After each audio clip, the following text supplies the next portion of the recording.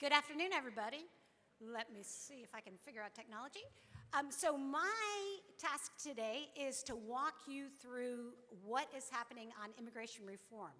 I saw that you had a number of breakout sessions, and your documents kind of put you up in terms of what is the latest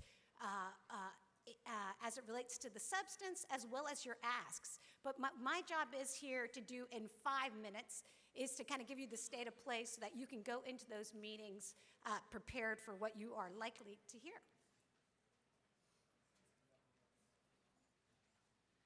And I am, maybe if you can just move that, I'm not sure. Thank you. All right. So the first ask you have is about comprehensive immigration reform.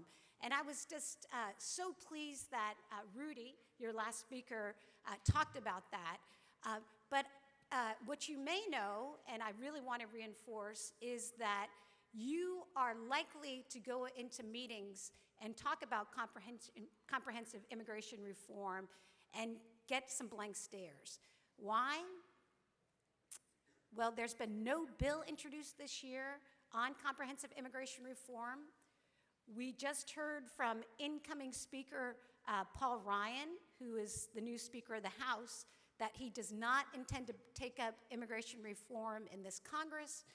And a lot of this is kind of the yin and yang between what happens on the Hill and what happens in the presidential elections. And unfortunately, the presidential elections, as you have undoubtedly heard as it relates to immigration reform, have been extremely negative. The impact of that is to really freeze what's going on the Hill and to really take immigration reform off the table. Maybe if you can press on. So, what do you focus on tomorrow when there is no live bill? Well, the obvious, and that is simply because Congress has not taken action doesn't mean the problem has gone away. So what you're going to do tomorrow is you're going to, when you're talking about this issue with your member or the staff person, is say, look it, the system is broken and needs to be fixed. Now, this is a very old schema of how to get immigration, go through the legal immigration process. And the reason I wanted to put it up here for you today is so you can just see the complexity and the brokenness. And that hasn't changed simply because Congress has decided to take it off the congressional agenda. So, the issue for tomorrow, your message is stop playing politics with people's lives and go right back to your talking points. Families and communities are torn apart. Talent is wasted.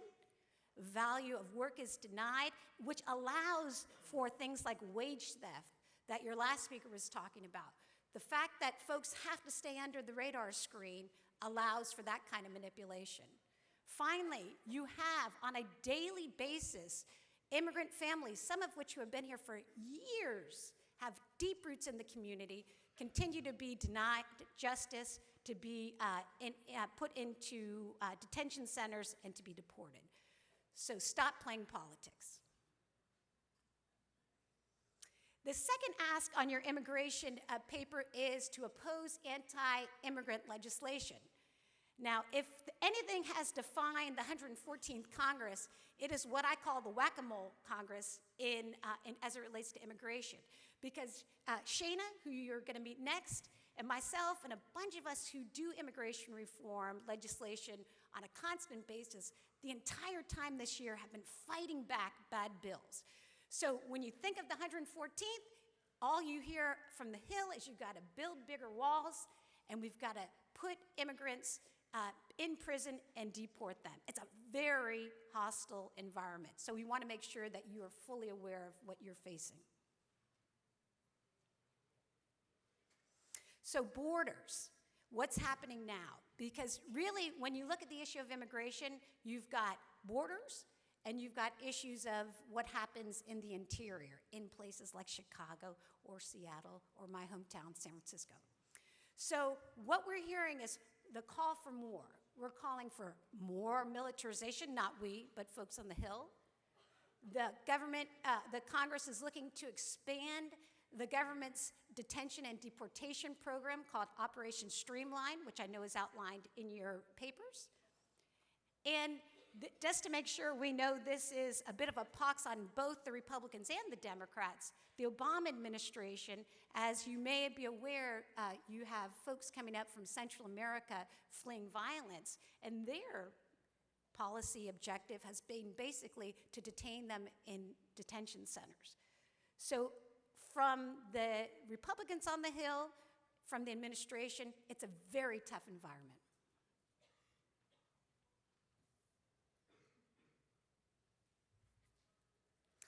So when we talk about the interior, undoubtedly, as you're reading the papers, because I'm a high school teacher and I know high school kids always read the paper, you undoubtedly heard about sanctuary cities. Now, this is an issue that has come up in the context of the presidential. And so again, the ping-ponging back between the presidential political system and what happens on the Hill, this was actually an issue that was raised by Mr. Trump, and immediately you saw a bill fly through the House that would penalize sanctuary cities. What is it?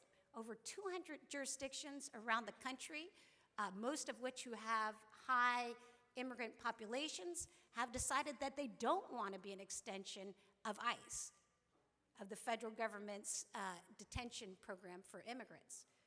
Why would the police make that choice? Because the police in cities like Chicago and in cities around the country know that their primary job is to keep their residents safe. So, in terms of focus, they've really wanted to shift to focus their resources on the problems in their communities and not be an extension of the federal government's immigration. So, what you are going into tomorrow, I want to make sure you're aware of the threats, because whether it be borders or whether it be interior enforcement, Congress is right now working on bills where some very bad things can happen to immigrants who are here and immigrants in your communities. The biggest problem that I see is in something that never will say immigration, but it's in the funding or the budget process. So there is a big bill that is about to go through as it relates to funding various programs in the government. This is must-pass legislation, and December 11th is the drop-dead date for it to be accomplished. So why are immigrants at risk? Well, because these are such big, onerous bills, it is extremely easy to stick a little, what we call rider, or a bad piece of legislation in those bills.